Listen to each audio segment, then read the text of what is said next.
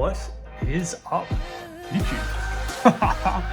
It is Pokebruv, and believe it or not, it's my 4-year anniversary tomorrow, August 9th. It has been a long time since I've posted a YouTube video, but boy, am I happy to be back. And boy, what an awesome video to start off my journey back into collecting. Now, I think you might be interested to know that my collection over the last, let's say, 4 or so years has come up and down. And what I mean by that is I sold a lot of my cards. Now, I didn't retrospectively think that these cards were going to be worth a lot, but I went onto a collector, which I'll put on the screen now, and I've actually priced up a lot of my old cards that I had. And by old, I mean just like 5, 6, 7 years old. And some of them are worth a lot of money. Now, to be frank, I didn't really ever get into Pokemon collecting for the money and the investment side of things. I genuinely do love Pokemon, and I think what you'll find in the next couple of videos as well is you'll see me rekindle that energy I have with Pokemon, getting back into opening Pokemon packs, collecting graded cards, maybe even sending off some graded cards. You'll notice as well that I'll probably start trying to get into playing some more Pokemon games. And you know what? I'm actually genuinely interested if some of you guys would like to see me play other games outside of Pokemon too. But today, what I really want to do is kind of show off my setup, show off some of my gaming stuff, my peripherals, my monitor, my kind of new place where I'm going to be doing a lot of videos. At the moment, I'm living in the middle of the city, which I absolutely love.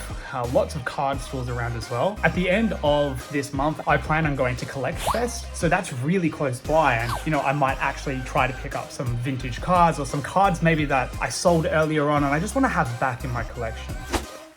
So this is my little setup that I have at home. I'm normally quite minimalist with what I like showing, minimal cables, all that type of stuff. I've got my Edifier speakers here. Now, if you ever get into audio and you want to just get something on the budget, I've had really expensive speakers before. These ones are only about $120, $150, and they're perfect for what you need, especially if you mostly game with headphones on. I use these just in case I don't want to have my headphones. Believe it or not, this is an Alienware 34-inch quantum dot OLED. Now, I used to actually have the original version, but the original version had a fan that didn't work very well on it. So I actually got Alienware to refund it and give me the brand new version that has 240 hertz on it. You'll notice as well that I recently did a mini computer case. This is in the Lian Li 240. I believe it's got a 240mm AIO on it. It's got my 14th gen i5, a brand new 5070 Ti, and just 32 gigs of DDR4, just as much as you need. You notice I've got some artworks on the wall. Some of these are my own. I'm in a terrace, so this is my second story I'm in at the moment. And then I've got this awesome little setup here that has a couple of my things from my wife and from myself as well. And you can see I've got some Pokemon stuff here. So let's get into this. So here are some of my cards that I've had, and as I was kind of saying beforehand, some of these are brand new and some of these my wife actually kept for me. So this is one of them, and it's one of my favorite ones. This is the Pikachu promo. This is one from a brand new Japanese set I just opened. Same with this one here. I'll put the prices on the screen. I actually picked this up from a store that's relatively local to us. I put the name of the store here. This was about $20 or so. Same with this Eevee. This Pikachu flying version was actually brought over from Japan from my best friend Toby. That's a pretty cool one. Snorlax promo. This was another Japanese Pikachu that I had given to me by Tobias, my best friend. I bought this from a card store in Shutswood, Slowpoke. This was one that I still had left over, a first edition Clefairy from, I believe, Neo Genesis. This is one I also bought recently, a Team Rocket's Mewtwo. The only other stuff I really have at the moment is a couple of PSA 10 graded cards. So this is from some of the new sets. So this is a 2023 Japanese Groudon and a PSA 10, which I absolutely love. This is an older one that I picked up on eBay, a first edition in Whitney's Licky Tongue. I just like the artwork on this. I think it's really funny. Then we've got Snorlax, which is also one of my favorite Pokemon, in the PSA 10, full art rare. And this brilliant Grand Prix Charizard in a PSA 10. However, I was just talking to one of the eBay guys and I noticed that there was a slight crack on the case. He said that he could give me a full refund, but I think I might just keep it as is. It's not worth the hassle. Time to go onto Collector and see how much money I've lost over time. All right, we are now set up at the desk to look at collector.com. And whilst doing that, my wife handed me this piece of postage with a brand new card in it, and I actually can't remember what I bought. So I will open this at the very end of the video. Now, as you can see on our site here, we've got my current total, which is about $590. So that's all the new stuff that I have.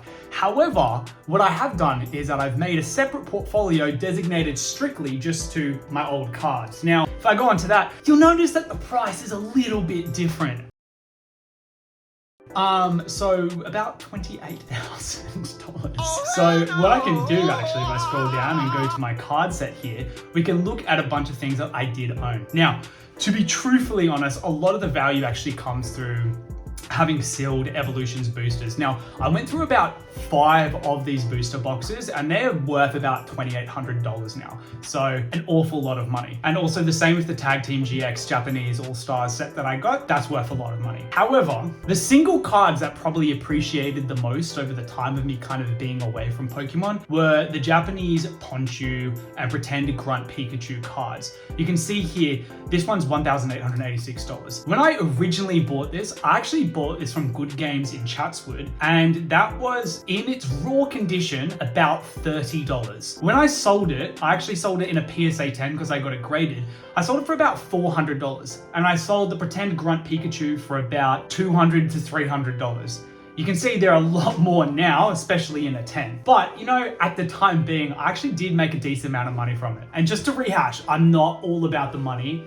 I really just like the collecting side of things and I love the artworks. If I scroll down, there's a couple of big hitters that I just was not expecting. So for example, I had the Mega Venusaur EX in a PSA 10. That's retailing now on the Australian market for about $606, which is pretty bizarre. The Lugia from Neo Genesis, I actually had this in an unlimited version and I sold that in a PSA 7 for a few $100s as well. So it's gone up a little bit. I think a lot of the GX, the tag team cards, they're the ones that I wasn't expecting to be so expensive, especially like just cards that I had by the dozen. If you know, I am actually a teacher and I gave a lot of these cards away to my students just as gifts for doing hard work and being good students in my class. So I'm happy that I gave it away to good homes, and hopefully if you are one of those students who's watched it or someone that's been given a card, maybe have a look about how much they're worth now. You might be sitting on something that's worth a few $100s. So the Blastoise and Piplup, that was worth a lot. The Uyama Pikachu, that was an interesting one. I bought that for about $200 and now it's worth about, what, $430? It was in absolutely mint condition. So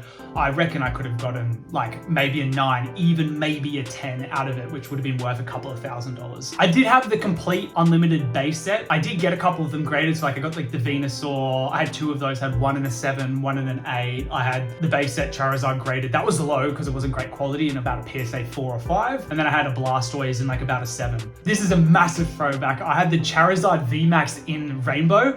And funny enough with this card is that I actually pulled that from, I believe, what, Champion's Path, and then the next day I sold it for $1,000. So it's very interesting how much this has gone down and how much the hype seems so time-based. Red and Blue, that was also another card that I just wasn't expecting to be that much. I probably just gave it away to a student, like, here you are, bro. A couple of promo cards like Sleeping Snorlax. I had some 25th anniversary cards. Once again, we got some GX stuff, and this GX stuff is crazy. I had a few of this Pikachu card that I gave away for about $10, $20. And then we got some original Pocket Monster cards as well, which are really cool. I still love this, I don't know how to pronounce it, like a Nagaba illustration card. That was really cool. Ancient Mew's gone up a lot. I actually got the Ancient Mew originally from going to go to Hornsby Movie Cinema, and they gave me a card for free just for attending, basically. The Pikachu VMAX. Evolutions, as you know, I opened up 5 booster boxes of it, so I actually had a lot of the cards. I was able to pull, I think, 1 holo rare of the Charizard and 2 reverses of it. And then we've got other ones like the